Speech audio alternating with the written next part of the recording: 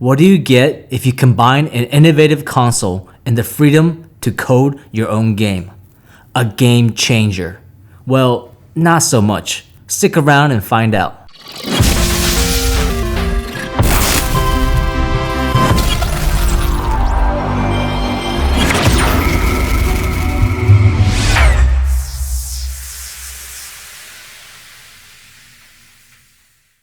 Hey guys, welcome back to the channel. My name's Edison. If you haven't already, make sure to subscribe and hit that bell icon to stay up to date with the latest gaming and tech videos. You know the drill, let's get started. Today, we are going to review one of the rarest consoles of the third gen, the Amstrad GX4000. The GX4000 games console from Amstrad at 99 pounds. Where else could it come from? Most of you were probably thinking, that sounds like a workout DVD.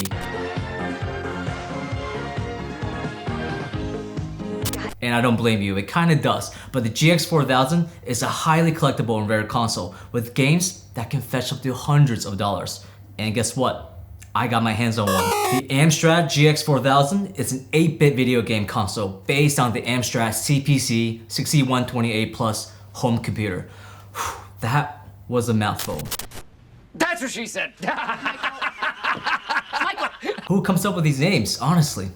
It was released by the British company Amstrad in 1990 for the European market towards the end of the third generation. The console didn't have much success, and just 2 years later, in 1992, it ceased all release of games and sales. Many critics cite that the GX4000 is one of the biggest, if not the biggest failures in gaming history.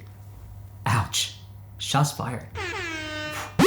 Amstrad began producing CPC home computers back in 1984. They were very popular in Europe, and more than 3 million copies of various modifications were sold. Now, due to the rise of gaming consoles, the company decided to take their shot and release the GX4000 based on the last model of their CPC line, the 6128 Plus. The GX4000 was released with an adapter, telecable, 2 gamepads, and a burning rubber car simulator game. The cost of the setup was roughly 99 pounds in the UK.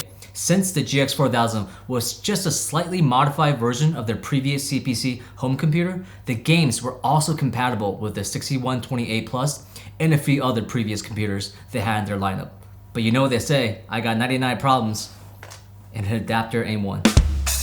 Similar to the Atari 7800, the 4000 turned out to be quite advanced for its time and received positive reviews from the critics at the get-go. For example, the GX4000's color palette included 4096 colors. Compare that to the NES with a mere 52 and Sega Mega Drive with 512. On paper, it was in a league of its own. The GX4000 controllers were shaped like the NES gamepads, equipped with a D-pad, 2 buttons, just like the NES. So the future ports allowed interchangeability for other consoles like the Atari, Sega, and Commodore. It's a smart move trying to mimic the most popular console, but just because you have the same hairstyle as a cool kid doesn't make you cool. Trust me, I know this from experience. Overall, despite the potential and popularity of CPC computers, the GX4000 did not achieve success. The era of more advanced 16-bit gaming had begun, and competitors such as Nintendo's SNES and Sega's Mega Drive were already in full release. In total, from 1990 to 92, an estimated only 30 to 40 games were released for the GX4000. In my opinion, Amstrad set themselves up for failure. How can you compete with 16-bit with just 8-bit? That's kind of like the Logan Paul versus Floyd Mayweather fight. He was destined to lose.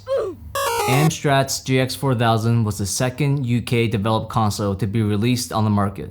It featured a unique case design that looked like a spaceship. The console was released in Europe in 1990 and was upgraded design based on the then still popular CPC technology. The GX4000 shared hardware architecture with Amstrad's CPC Plus computer line. This allowed the system to be compatible with the majority of CPC Plus software, measuring in 10 inches in length, 7 inches width, and a height of 1.5 inches. But enough small talk, let's power this spaceship up and see how good it flies. Alright guys, so we got burning rubber. The game actually came with the console itself, so let's give it a test drive. I like the name in the starting loading screen.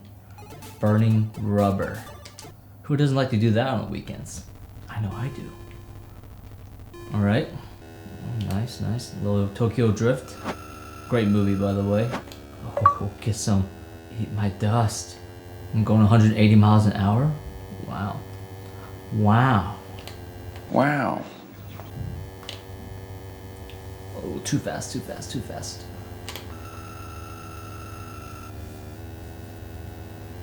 There you go. Oh, let me get first. Let me get first place. Smoking these guys. Smoking them. I have qualified for 8th position. Okay. Let's try to get at least 3rd. Alright, lap 1. I'm on 4th gear. I wonder how I changed my gears. Oh, that's how I change gears. Alright, so the 2 stick changes gears. What is this? The controls are a little sticky. Wow, there's a lot more turning in this one. Who are those guys' faces? Not the what?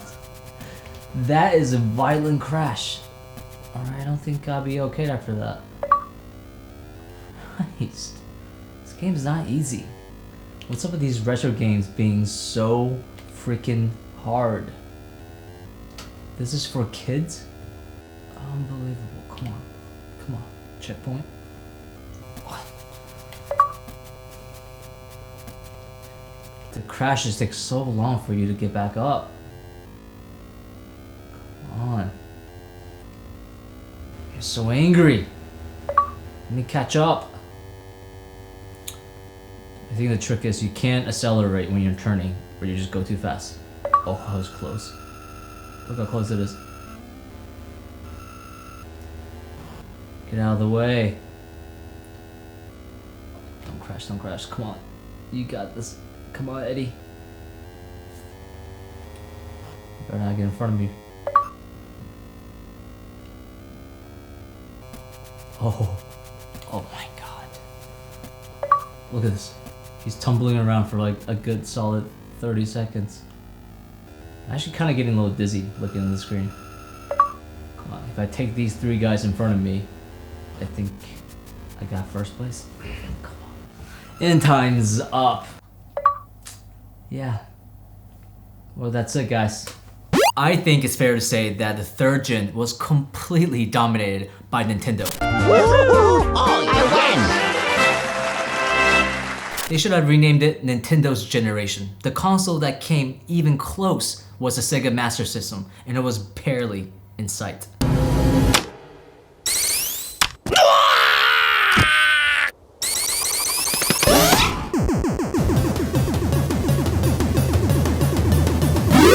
Alright guys, thanks for tuning in to this week's episode, and let me know down in the comments below, what rare consoles do you own? What consoles should I cover for the 4th gen? And don't forget to like the video if you enjoy the content, and subscribe if you haven't already. I'll see you guys in next week in Gen 4.